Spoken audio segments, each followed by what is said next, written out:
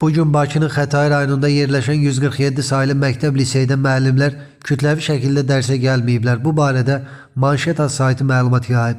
Bildirilib ki, narazılığa səbəb Sumqayıtda yerləşən 32 saylı Məzmuni Köçkün məktəbinin direktorunun gözlənilmədən 147 saylı məktəbə direktor təyin olunmasıdır. Məktəbin müəllimləri bildirib ki, son 5 il ərzində direktor vəzifəsini icra edən Vüsalə xanımın rəhbərliyi dövründə məktəbin göstəriciləri əhəmiyyətli dərəcədə yaxşılaşıb. Müəllim kollektivi bu qəfil dəyişiklik qərarını ədalətsiz hesab edərək təyinatla bağlı narazılıqlarını dilə gətiriblər. Nəticədə onlar tədris prosesinə qatılmayıblar və dərslər bu səbəbdən boş keçib. Məsələ ilə bağlı Bakı şəhər üzrə təhsil idarəsi bunları dedi.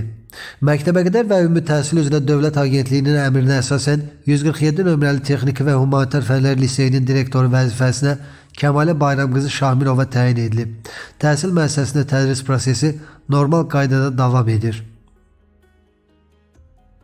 Paytaxtın Nəsimi rayonunda ölümlə nəticələnən bədbəxt hadisə baş verib. Belə ki, oktyabrın 31-də 1957-ci il təvəllüdlü Fuad Nəsirov yaşadığı Topçubaşov küçəsi ev 84 ünvanında pəncərəni düzəldərkən yıxılıb.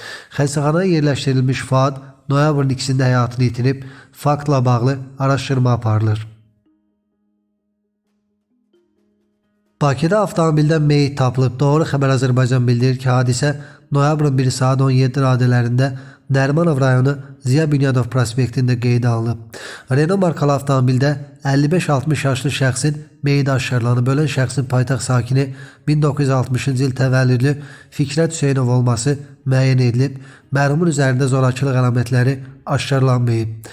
Baş vermiş hadisə ilə bağlı araşdırma aparılır.